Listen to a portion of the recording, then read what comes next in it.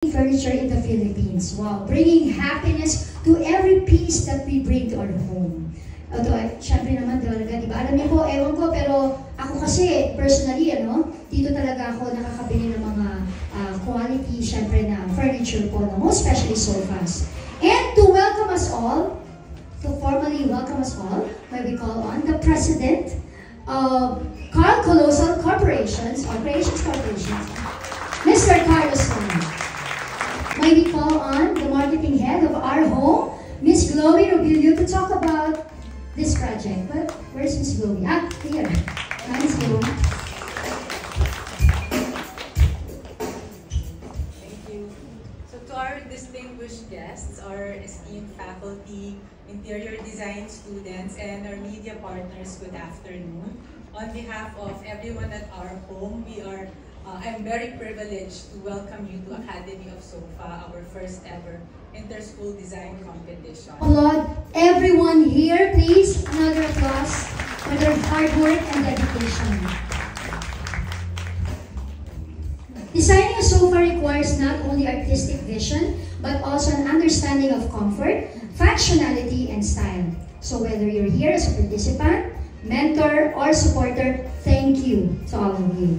And just to let everybody know, the purpose of this competition is to showcase the creativity dedicated to the quality and craftsmanship of these 6 amazing students from different universities.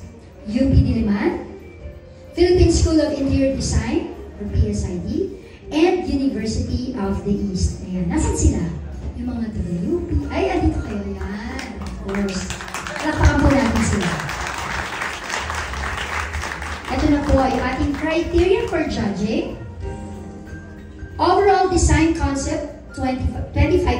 Hindi ko pa sabihin 20%. 25%. Functionality, 20%.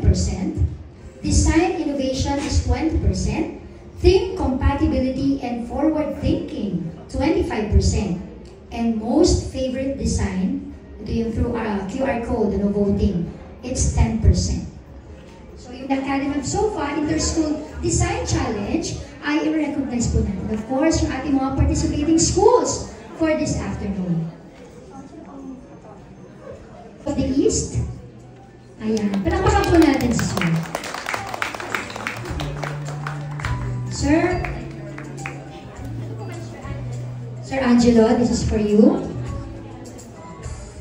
Ayan po. Thank you po for participating.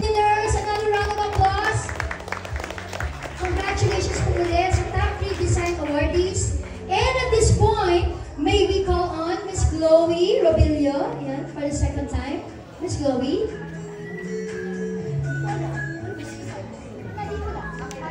May we call on all the winners, participants, finalists, please, and the school representatives.